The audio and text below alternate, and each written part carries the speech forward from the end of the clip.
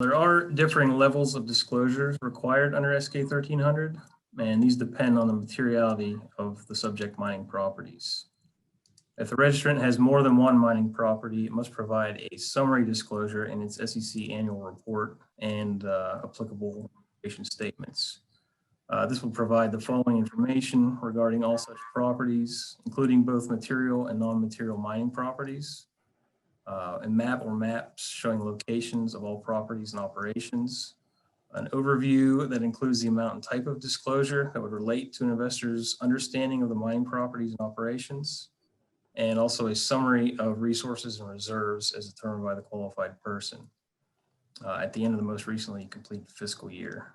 This would also be done by commodity and geographic area, as well as for each mining property that contains either 10% or more of the registrant's combined measured and indicated resources, or 10% or more of the registrant's reserves. On to individual property disclosures.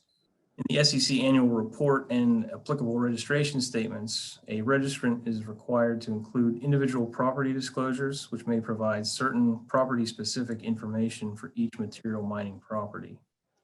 In addition to information similar to the current IG7 requirements, SK 1300 requires for each material property a tabular disclosure of resources and reserves, an additional narrative of the disclosures, and filing as an exhibit to the technical report summary, which will be prepared by one or more qualified persons in support of the reported resources and reserves. The technical report summary will summarize information reviewed and explain conclusions reached in the initial assessment, pre-feasibility or feasibility studies, which would also be used to support disclosure of mineral resources or reserves for material properties. A technical report summary for each material mining property will be attached as an exhibit to the registrant's SEC annual report, as well as in applicable registration statements.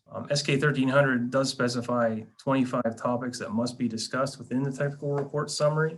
Some of these topics include items such as property description and history, details on infrastructure, site-specific geology, exploration and assay work, data verification, resources and reserves estimation and categorization techniques, mining methods, processing and recovery methods, market studies used to support economics and economic analysis, et cetera, et cetera. In this regard, the contents of the technical report summary are very similar to Canada's National Instrument 43101.